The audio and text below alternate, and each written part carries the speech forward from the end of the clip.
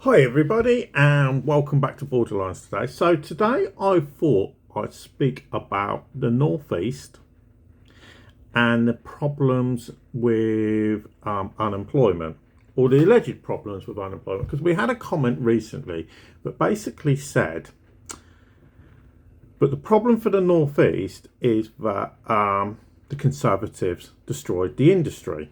They just destroyed all industry. Okay, in the north and northeast of England. Now, a lot of people are going to say, yeah, but Kevin, what on earth do you really know?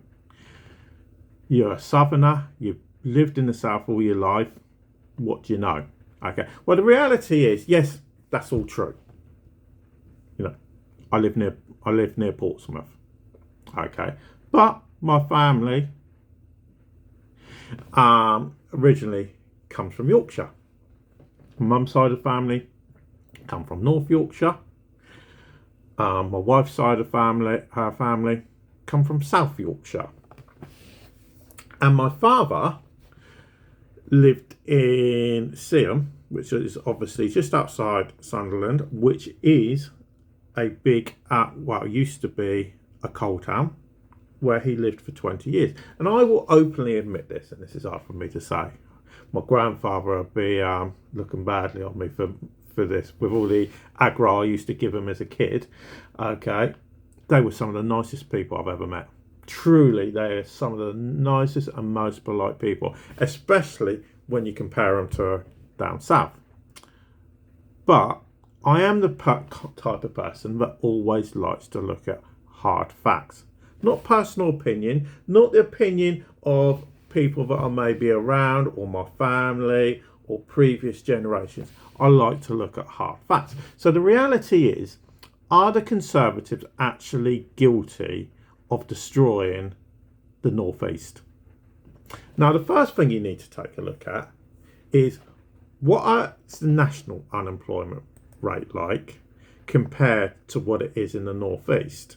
And to be honest, there's not a lot of difference in it. Okay, there really isn't. So the northeast of England's unemployment rate is 5%. Now, a lot of that you could put down on Grimsby.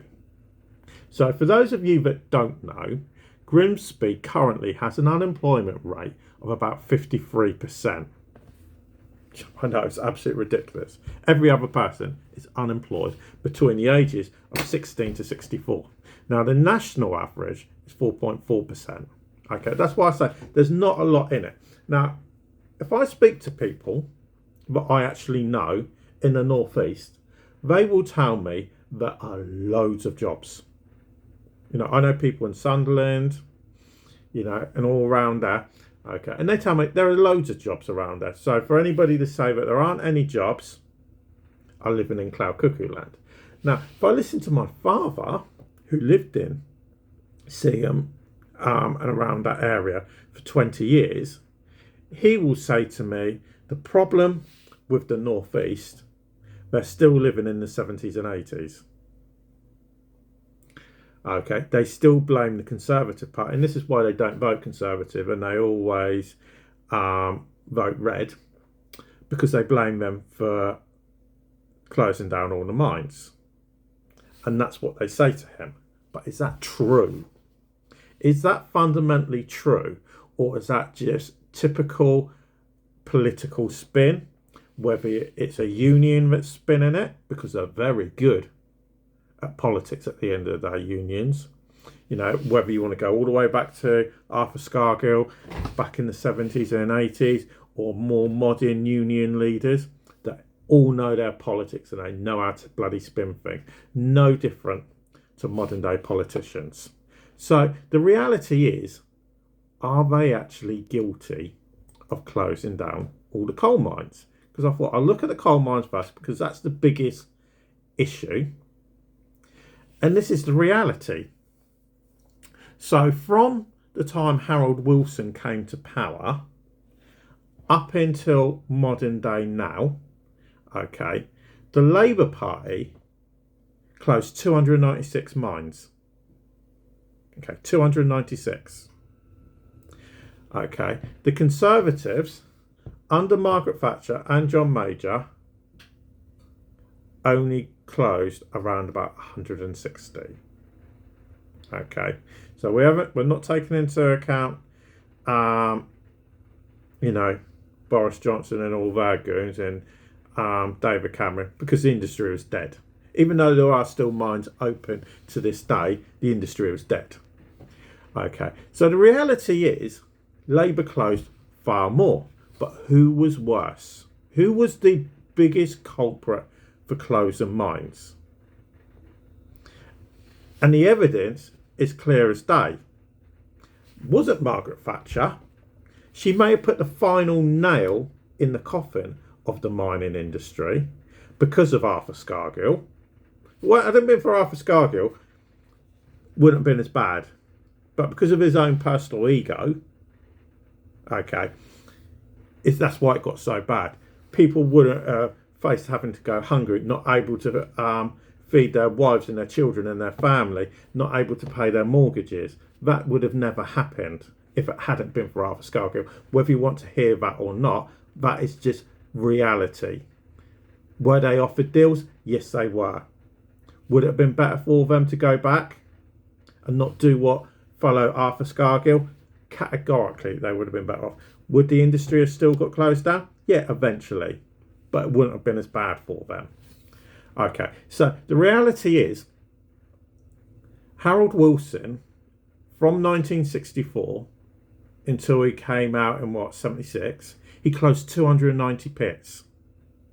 Margaret Thatcher, in her 11-year tenure, okay, only closed 115.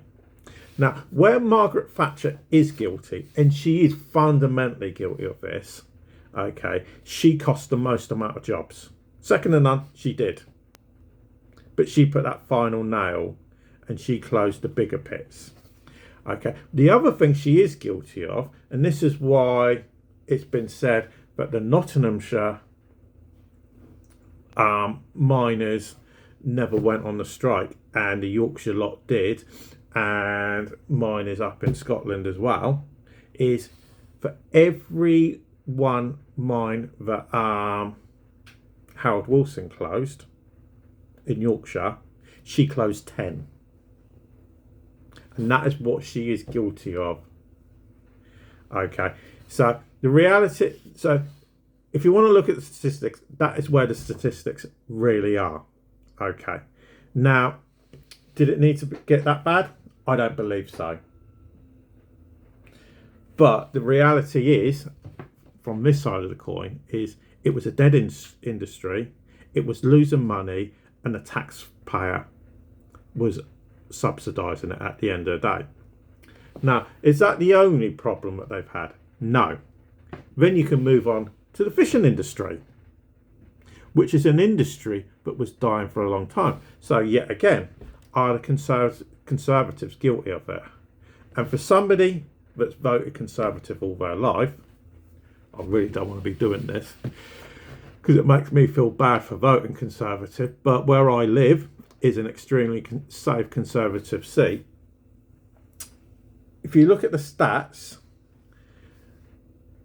the Conservatives are guilty of this. Did they do enough? I can't actually honestly answer. But when you've had 3 Cod Wars, okay, and if you look at the size of the UK fleet in 1948, it was at over 47,000. It was nearly 48,000. Okay, come 1970, which that period is virtually all Conservative, okay, it goes down by over half. Okay, so the reality is the Conservatives are guilty of it. And then if you go to Brexit, okay, who sold the fishing rights to the EU? The Conservative Party did under Boris Johnson. They still have rights to fish in our waters. So if you want to look at who's guilty when it comes to fishing and the loss of jobs, and Grimsby's a classic case as an example for the northeast of England, okay, it's the Conservatives. So I would actually lay the door as the people that killed it for the coal industry as being the Labour Party at the end of the day. Yes, they don't get the blame, the Conservatives do under Margaret Thatcher. She killed the industry, she put the final nail in the coffin, but I would actually say the people that are at blame for that is Arthur Scargill, which he will never get the blame for, and he probably has never got the blame for. Okay, and the Labour Party with the amount of mines that they closed. Were they right to close them? Categorically, because all they did was look at it as a business. Is it making us money? No. Can you keep a business running if it's not making money? No. So eventually it has to go. And that's the way that they looked at it at the end of the day. Now, when it comes to the fishing industry, you had a war on, known as the Cod War. Okay. Now, what did happen? The fleet tumbled like nothing else on this earth, and it still continued to tumble because when Boris Johnson had the opportunity to help the fishing industry, did he do it? No, he didn't. He gave fishing rights to the EU because they still have the right to fish in our waters. Now, when you come to the last industry, and this is the last one I'm going to talk about, which is the steel industry, which is in the news at the moment because there is an argument that obviously Tata Steel is owned by the Chinese, and they've only got a couple of weeks worth of coal left to keep their furnaces running. Now, this is the way I look at it, and some people may agree with this, some may not.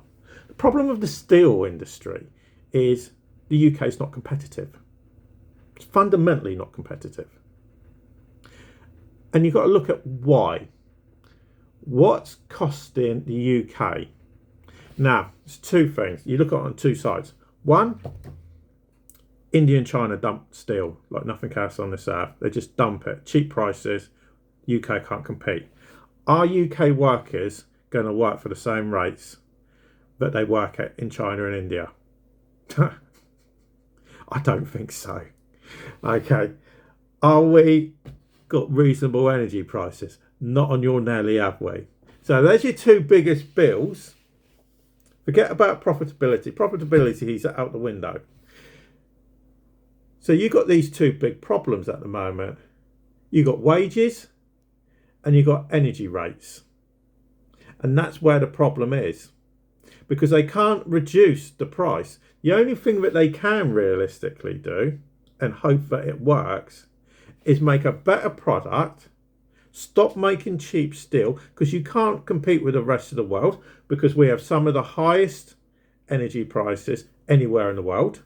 And the amount that we pay staff in this country, you can't compete unless you're going to cut back on your staff and lay off lots of people, which will hit the national headlines, or for an argument's sake, it goes back into state hands and the taxpayers and the government are going to bankroll it, because you need a steel industry. Because if we go to war, say for instance we went to war against Germany, what are we going to do for steel?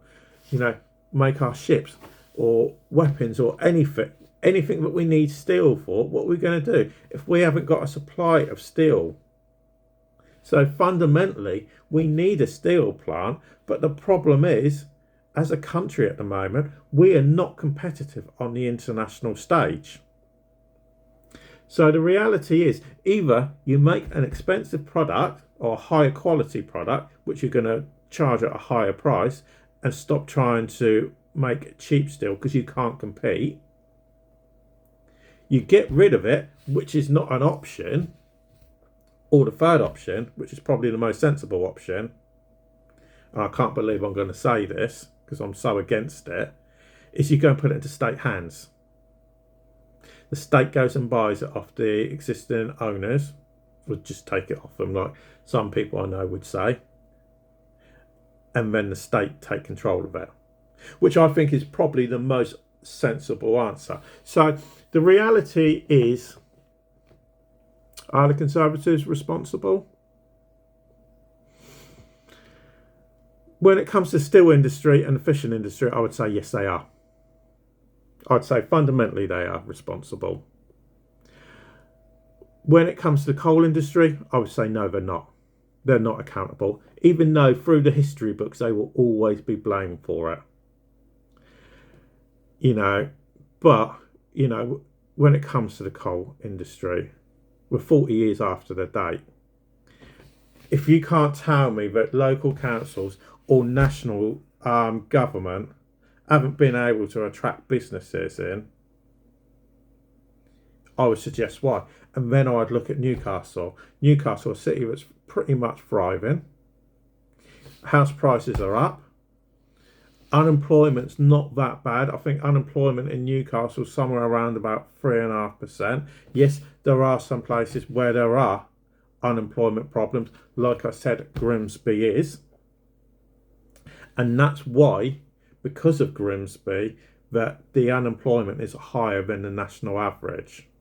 So I would actually say that people in the northeast need to come into the modern age, need to actually take a grip of reality and stop trying to blame the Conservatives for something that wasn't really their fault at the end of the day. The circumstances are the circumstances. A government are never going to keep on bankrolling something that's bust. So let us know in the comments what you think. If you think I'm wrong, just let us know. I'm tough skinned. I can cope with it. Okay. If you think I'm right, let us know as well. But for now, thanks for watching, and I'll speak to you again a bit later.